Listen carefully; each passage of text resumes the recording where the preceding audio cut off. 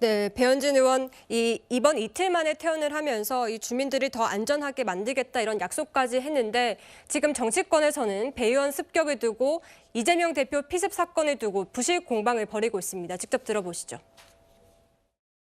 배현진 의원에 대한 테러는 이재명 대표에 대한 정치 테러 사건을 축소 왜곡한 경찰의 소극적인 수사가 낳은 참사입니다.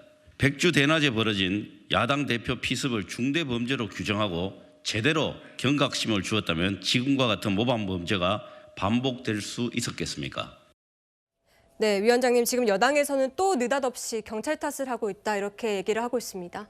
느닷없이 경찰 탓을 하는 게 아니라요. 네. 최근에도 행안위에서 이 민주당 의원들이 전체 회의를 열어가지고 현안 질의를 했지 않습니까? 네. 그런데 여기 때 국민의힘 소속 행안위원들이 퇴장을 하셨어요.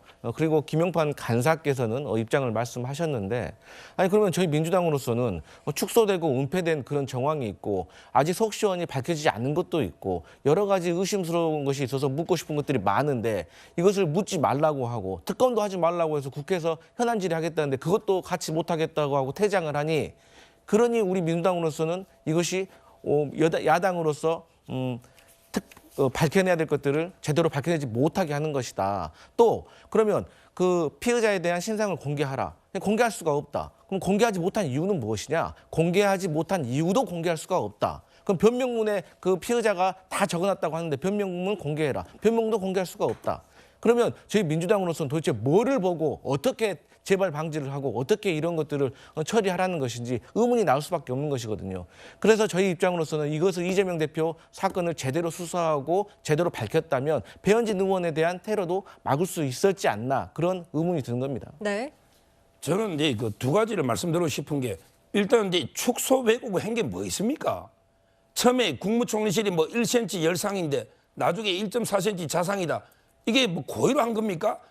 서울대에서 진료하다 보니까 1.4cm 자상이 나오지만 이걸 이게 고발까지 했지 않습니까? 그다음에 경찰이 뭘 왜곡했습니까? 그때 차량 데려다 준 사람, 그다음에 변명문 붙이기로 한 사람 다 수사해도 배우가 없으니까 없는 거지. 그럼 이게 없는 배우를 만들어내야 됩니까? 네. 이게 왜곡 아닙니까?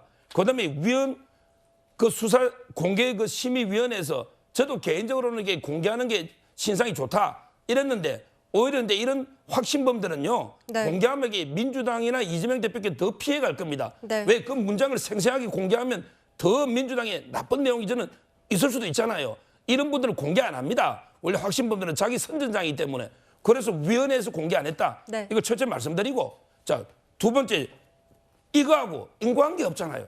이거하고 이게 배현진 의원하고 이게 무슨 관계 있습니까? 이 수사를 잘했으면 배현진 테러 안 났습니까?